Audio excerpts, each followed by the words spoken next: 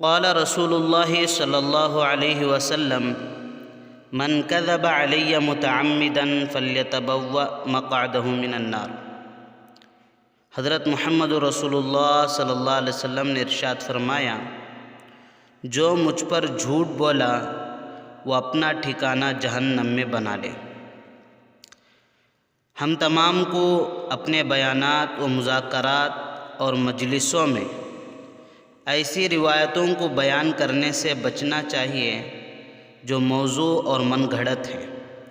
اس لیے اس چینل میں ان موضوع و من گھڑت روایتوں کو ذکر کر کے اس کا مختصر جائزہ لیا جائے گا انشاءاللہ تعالی۔ دعا فرمائے اللہ تعالی ہمارے اس کار خیر کو اپنی بارگاہ میں قبول فرمائیں، آمین۔ عنوان نمبر 1، کیا اللہ تعالی چھپا ہوا خزانہ ہے؟ جیسا کہ روایت بعض صوفیہ حدیث قدسی کے طور پر ذکر کرتے ہیں، کنت کنزا لا اعرف فاحببت ان اعرف فخلقت خلقا فعرفتهم بی فعرفونی۔ یعنی اللہ تعالیٰ فرماتے ہیں میں ایک چھپا ہوا خزانہ تھا، میں نے چاہا کہ میں پہچانا جاؤں تو اپنی پہچان کرانے کے لیے میں نے مخلوق کو پیدا کیا۔ چنانچہ جب مخلوق کو پیدا کیا تو انہوں نے مجھے پہچان لیا۔ جبکہ ان الفاظ کی کوئی بھی سند نبی کریم صلی اللہ علیہ وسلم سے ثابت نہیں ہے۔ ملا علی قاری رحمۃ اللہ علیہ فرماتے ہیں، نص الحفاظ کابن تیمیہ والزرکشی والسخاوی علی انہ لا اصل لہ۔ یعنی حفاظ حدیث جیسے ابن تیمیہ اور زرکشی اور سخاوی رحمہم اللہ نے کہا ہے کہ اس حدیث کی اصل نہیں ہے۔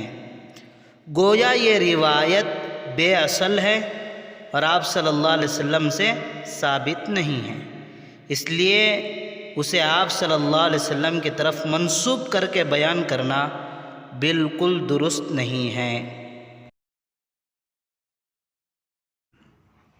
عنوان نمبر 2،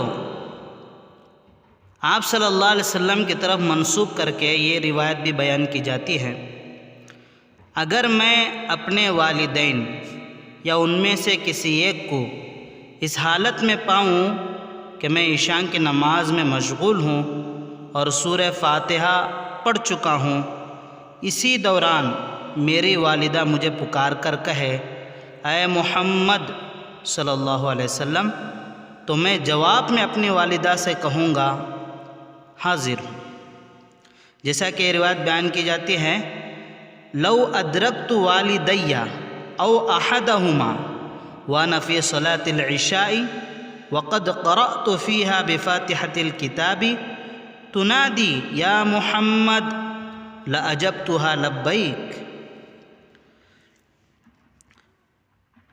حافظ ابن جوزی رحمۃ اللہ علیہ الموضوعات میں لکھتے ہیں اس روایت کے سلسلے میں، ھذا موضوع علی رسول اللہ صلی اللہ علیہ وسلم وفیہ یاسین وقال ابن حبان یروی الموضوعات عن الثقات۔ یعنی یہ حدیث رسول اللہ صلی اللہ علیہ وسلم پر گھڑی گئی ہے اور اس روایت کی سند میں ایک یاسین ہیں جن کے بارے میں ابن حبان فرماتے ہیں یاسین ثقہ راویوں کی طرف منسوب کر کے روایتیں گھڑتا تھا۔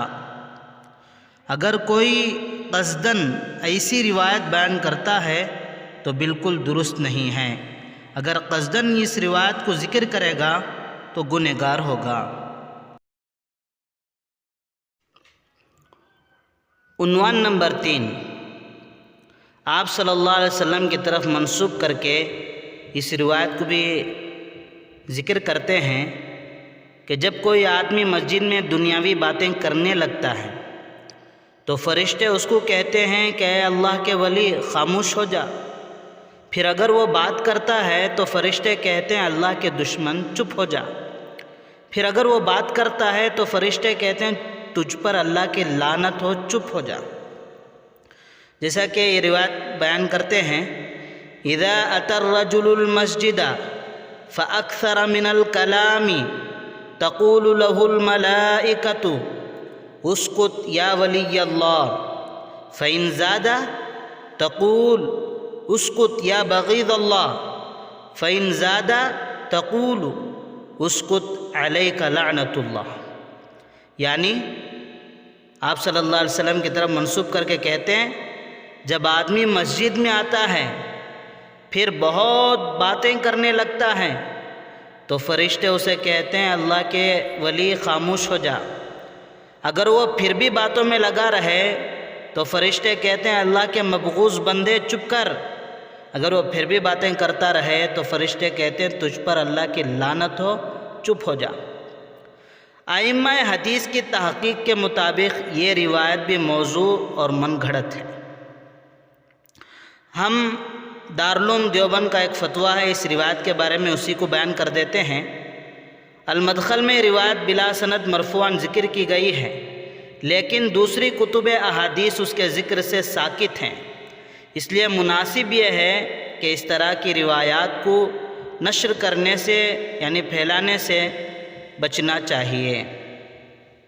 اللہ تعالی ہم تمام کو موضوع و من گھڑت روایتیں بیان کرنے سے حفاظت فرمائیں۔